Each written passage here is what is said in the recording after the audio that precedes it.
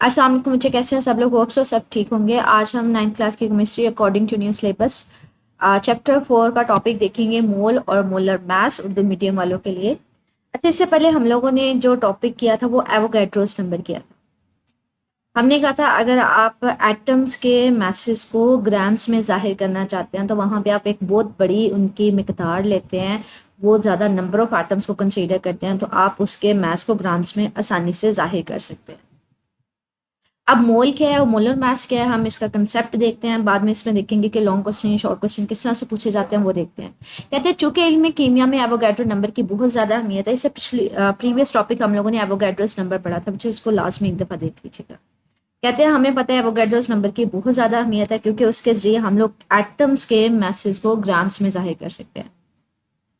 कहते हैं इसलिए किसी एलिमेंट या कंपाउंड की वो मिकदार जिसमें एवोगैड्रोस नंबर ज़रात हों, इसको मोल कहते हैं। मतलब किसी भी एलिमेंट की वो मिकदार या वो वजन जिसमें टोटल एवोगैड्रोस नंबर हो। मतलब एवोगैड्रोस नंबर हमने पढ़ा था कितने हमारे पास होते हैं, 6.02 मल्टीप्लाई 10⁻23।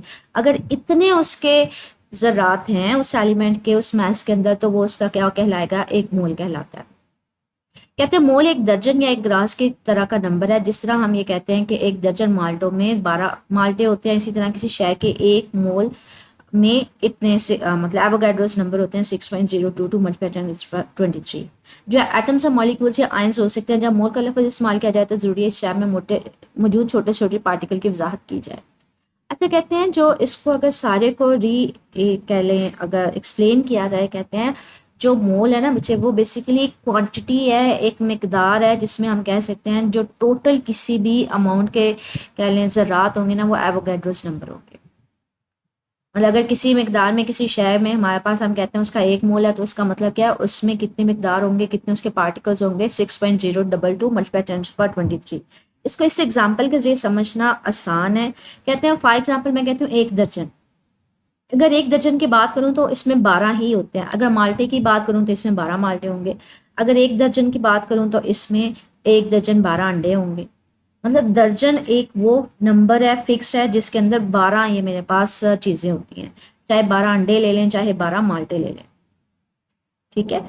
तो आप इसको दर्जन की तरह कहते हैं। मोल भी एक फिक्स अमाउंट है, फिक्स मिकदार है, जिसके अंदर सिर्फ हमेशा कितने पार्टिकल्स होंगे, 6.022 मल्टीप्लाई 10⁻23, इतने तादाद होगी।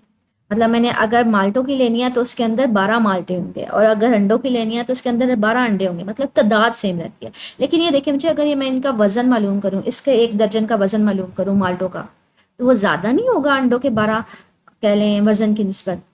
तादाद तो सेम है लेकिन वजन मुख्तलिफ हो सकता है क्योंकि चीज़ चेंज हो गई है। वहाँ पे माल्टे थे, तो अगर मैं एक दर्जन माल्टों का वजन लूंगी तो वो मुख्तलिफ होगा, एक दर्जन अंडों का वजन मुख्तलिफ होगा। तो कहते हैं एक मोल में जो तादाद है पार्टिकल्स की वो सेम रहती है। पार्टिकल्स की तादाद सेम है लेकिन मास जो वजन है ना वो कम ज़्यादा हो सकता है। वो डिपेंड करता है कि आप एलिमेंट या कंपाउंड ले कौन सा रहे हैं। जैसे मैंने आपको बताया एक दर्जन में 12 अंडे होंगे या 12 ही माल्टे होंगे, लेकिन वजन कम ज्यादा हो सकता है। अंडों के 12 का वजन कम होगा, 12 अगर माल्टे लेंगे तो उसका वजन ज्यादा होगा। इसी तरह से कहते हैं मोल में जो तादाद है वो इतनी ही रहती है, 6.022 मल्टीप्लाई 10⁻23। लेकिन ये पार्टिकल्स जो है इनके एटम्स, ये मतलब किस एलिमेंट से बन के मिलके बने हैं, उसके एटम से मॉलिक्यूल्स का साइज कितना बड़ा छोटा है, उसकी वजह से एक मोल का साइज हमारे पास कम ज़्यादा हो सकता है, एक मोल की वैल्यू कम ज़्यादा हो सकती है, कह लीजिए उसका वजन कम ज़्यादा हो सकता है। कहते हैं मिसाल के तौर पर एक मोल कार्बन में इतने एटम्स है कार्बन के, लेकिन इसका जो मास है इसका वो 12 ग्राम। इसी तरह से एक मोल ऑक्सीजन मॉलिक्यूल में कितने मॉलिक्यूल्स हैं, इतने हैं, 6.02। मतलब तादाद सेम है लेकिन इसका जो मास है वो डिफरेंट है। ये वही एग्जाम्पल है एक दर्जन अंडों और माल्टों वाली। एक दर्जन उसमें 12 ही थे लेकिन अंडों का साइज कम होगा। एक दर्जन अगर मैं माल्टे ले लूँ उसमें कह लें तादाद वही है लेकिन उसका साइज चेंज हो जाएगा, उसका मास चेंज हो जाएगा। तो ये जो मैस है ये डिपेंड करता है, ये जो एटम्स है इनका साइज है क्या, इनका वजन क्या है, उसके ऊपर डिपेंड करता है। तो ओवरऑल उसका वजन चेंज हो जाता है। इसके एग्जाम्पल को अंडे और माल्टों के साथ रिलेट करवाएंगे तो पीछे आसान हो जाएगी कि 12 एक दर्जन में 12 अंडे हैं लेकिन उनका वजन जो है वो मेरे पास कम है। तो यहाँ पे सिमिलरली अगर एक दर्जन आप माल्टों की ले लें, उसमें तादाद तो वही है लेकिन उसका वजन ज़्यादा हो गया। तो कहते हैं एक मोल का जो वजन है वो डिपेंड करेगा कि वो किन पार्टिकल्स या एटम से मिलके बना है। फॉर एग्जाम्पल एक कार्बन में इतना इसका मास है, एक मोल ऑक्सीजन ले तो पार्टिकल्स उतने ही हैं लेकिन उसका मास डिफरेंट है। एक मोल सोडियम क्लोराइड का ले उसमें पार्टिकल्स उतने ही हैं लेकिन उसका मास क्या है, डिफरेंट है। तो एक मोल जो है वो बेसिकली किसी भी एलिमेंट या कंपाउंड की वो मिकदार है जिसमें क्या हो, एवोगैड्रोस नंबर तादाद हो, ज़रात हो। एवोगैड्रो बच्चे इस नंबर को बोलते हैं, इसको क्या कहते हैं, मोल कहते हैं। ये डेफिनेशन है हमारे पास मोल की, ठीक है। आगे वो बता रहा है कि हमारे पास एग्जाम्पल है, उसको दर्जन माल्ट और अंडों के साथ लिया जा सकता है, ठीक है।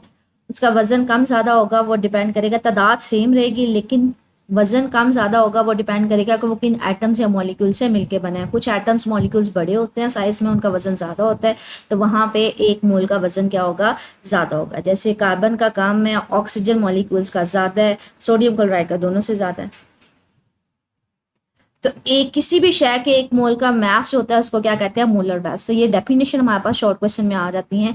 मोल क्या है, किसी भी एलिमेंट या कंपाउंड की वो मकदार है जिसमें एवोगैड्रोस नंबर होते हैं। और किसी शय का एक मोल जो है उसका मास क्या होगा, मोलर मास होगा। बच्चे मोल का मास कम ज़्यादा हो सकता है, ठीक है। मोल का मास क्या होगा, किसी का 12 ग्राम है जैसे कार्बन का, इसका 32 ग्राम है, ये कम ज़्यादा हो सकता है। ये डिपेंड करता है कि ये जो एटम्स है उनका साइज़ कितना है, मॉलिक्यूल्स का साइज़ कितना है, ठीक है। कहते हैं इसी तरह से हाइड्रोजन एटम का मोलर मास जो है वो इसके एक मोल का मास, मतलब ये मेरे पास कितना है 1.008। ये सबसे कम होता है क्योंकि हाइड्रोजन एटम का साइज बहुत कम होता है।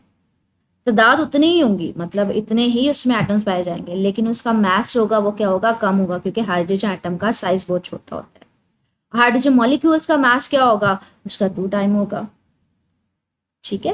तो ये बेसिकली डिपेंड कर रहा होता है एटम्स या आयंस के साइज के ऊपर। कहते हैं मास और मोलर मास की तारीफ के बाद हम लोगों ने इस सारे टॉपिक में इसको लॉन्ग क्वेश्चन के तौर पे भी देखेंगे, शॉर्ट में भी। तो अगर शॉर्ट क्वेश्चन में देखा जाए इसमें क्या है, इसमें मोल की डेफिनेशन है, इसमें मोलर मास की डेफिनेशन है। लॉन्ग क्वेश्चन में ये सारा आएगा, ठीक है। आगे एग्जाम्पल है, कहते हैं कि लॉन्ग क्वेश्चन में देखा जाए तो हमने जो ऊपर क्वेश्चन पढ़ी थी ना, 2 कार्बन 1 ऑक्सीजन के साथ मिलते हैं, 2 कार्बन मोनोऑक्साइड बनाते हैं। अगर इसको मोलर मास की फॉर्म में लिखें, कहते हैं इसके 2 कार्बन एटम से, इसके एक मॉलिक्यूल था, इसके 2 कार्बन एटम से, ठीक है। तो इसका मतलब है 2 कार्बन एटम्स का मतलब है कार्बन एटम के 2 मोल्स हम यहाँ पे लेंगे, ऑक्सीजन का एक ही मोल लेंगे, इसके भी 2 मोल्स लेंगे। 2 मोल्स में लिखने का तरीका क्या था, आप उसको एवोगैड्रोस नंबर के साथ क्या कर रहे थे, मल्टीप्लाई कर रहे थे।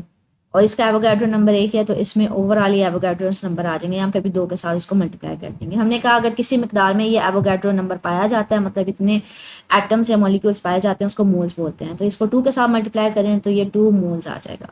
यहाँ पे ये सिंपल यही नंबर है एवोगैड्रो नंबर, तो इसको 1 मोल बोल देंगे, इसको भी 2 मोल्स बोल देंगे। और यहाँ पे हमने देखा ये 2 मोल्स जो है कार्बन का, एक का मोल हमारे पास क्या था, एक मोल का मास कितना था, वो 12 था।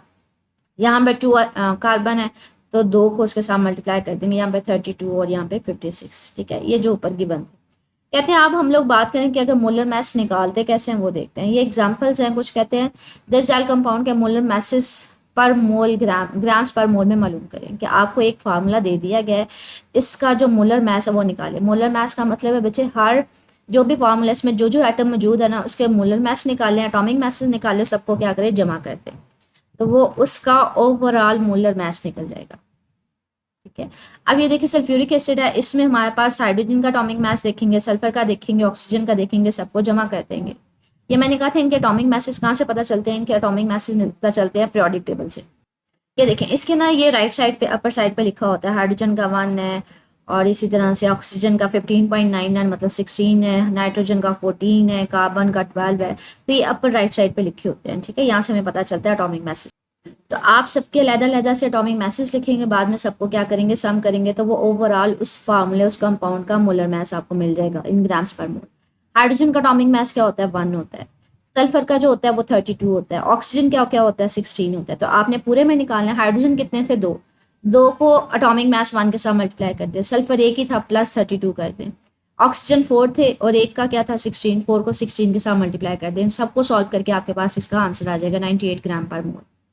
इसी तरह से हमारे पास ग्लूकोज का C6H12O6। तो आपने इस पूरे कंपाउंड का मोलर मास निकालना है।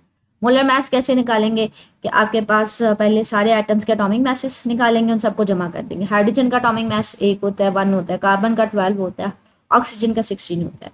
अब ये देखिए बच्चे कार्बन कितने हैं, मेरे पास 6 है। तो एक का कितना था, 12, 6 को 12 के साथ मल्टीप्लाई कर देंगे। ये 6 को 12 के साथ किया, एक सेकेंड। अच्छा, यहाँ पे मिस्टेकनली उसने नहीं लिखा, लेकिन यहाँ पे आपके पास आएगा 12 का डिजिट, यहाँ पे 6 आएगा, ठीक है। ये 6 कार्बन थे, 6 एक कार्बन का कितना था 12, तो 6 को मल्टीप्लाई करेंगे 12 के साथ। और हमारे पास जो हाइड्रोजन है वो 12 थे, एक का कितना था 1, तो 12 को 1 के साथ। ऑक्सीजन कितने थे 6, एक का कितना था 16, सबको मल्टीप्लाई करके जमा करके उसका मोलर मास आ जाएगा, ठीक है। अब कहते हैं हमारे पास इसी की मुश्किल है 10,000 कंपाउंड्स के मोलर मैसेज मालूम करें, इन सब के मोलर मैसेज निकालने हैं, ठीक है। अच्छा, ये आपके पास मोलर मैसेज निकाले हुए हैं H3PO4 का। तो हाइड्रोजन का 1 होता है, लेकिन क्वांटिटी कितनी है 3 है। इसका फास्फोरस का 31 होता है, क्वांटिटी कितनी है 1 की। ऑक्सीजन का 16 होता है, उसकी क्वांटिटी कितनी है 4। तो इन सबको मल्टीप्लाई करके जमा कर दिया। इसी तरह से सिलिकॉन डाइऑक्साइड है SiO2 है, सिलिकॉन का जो होता है वो 28 होता है, लेकिन क्वांटिटी इसकी कितनी है 1, तो 1 को 28 के साथ। ऑक्सीजन का 16 होता है, लेकिन क्वांटिटी कितनी है 2, 2 को 16 के साथ मल्टीप्लाई कर दिया। एटॉमिक मैसेज को उनके नंबर्स के साथ मल्टीप्लाई करके जमा कर दिया, तो इसका ये आ जाएगा। इसी तरह से ये आपके पास C12H22 11 का है, तो कार्बन का 12 होता है एटॉमिक मास, और 12 ही आपके पास कार्बन है, कार्बन 12 के उसको एटॉमिक मास के साथ मल्टीप्लाई करते हैं। हाइड्रोजन का 1 होता है, लेकिन आपके पास टोटल नंबर कितने हैं वो 22 है, मतलब टोटल 22 हाइड्रोजन है। ऑक्सीजन का 16 होता है, लेकिन टोटल आपके पास एटम्स कितने हैं 11, तो 11 को 16 के साथ इन सबको मल्टीप्लाई करके जमा कर देंगे, ठीक है। इसी तरह से N2O4 है, नाइट्रोजन का हमारे पास 14 होता है, लेकिन आपके पास कितने उसके कहते हैं एटम्स है, यहाँ पे पीछे 2 आएगा, ठीक है। 2 को मल्टीप्लाई कर दोगे 14 के साथ, ये 2 है, इसको 2 लिख लें, ठीक है। और इसी तरह से 4 को मल्टीप्लाई कर देंगे 16 के साथ, क्योंकि ऑक्सीजन का 16 है, तो यहाँ पे ये 2 कर लीजिएगा, और जो भी आंसर आए उसको मल्टीप्लाई करके लिख देना, ठीक है। ये आपके पास मशक होगी।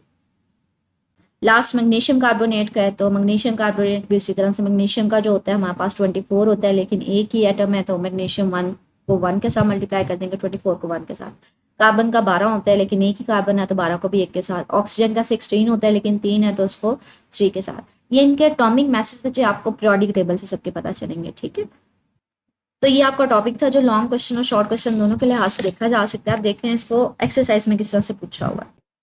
शॉर्ट क्वेश्चन है, मोल और एवोगैड्रोस नंबर में क्या फ़र्क है। एवोगैड्रोस नंबर हमने कल पढ़ा था कि एक फिक्स्ड अमाउंट होती है 6.022 मल्टीप्लाई 10⁻23 उनको कहते हैं मोल। आज हमने इसकी डेफिनेशन पढ़ी है, किसी भी कंपाउंड या एलिमेंट की वो मिकदार जिसमें एवोगैड्रोस नंबर पाए जाएं, तो ये आज हमने इसकी डेफिनेशन पढ़ी है, ठीक है। मैंने आपको हाईलाइट भी करवाई हुई है।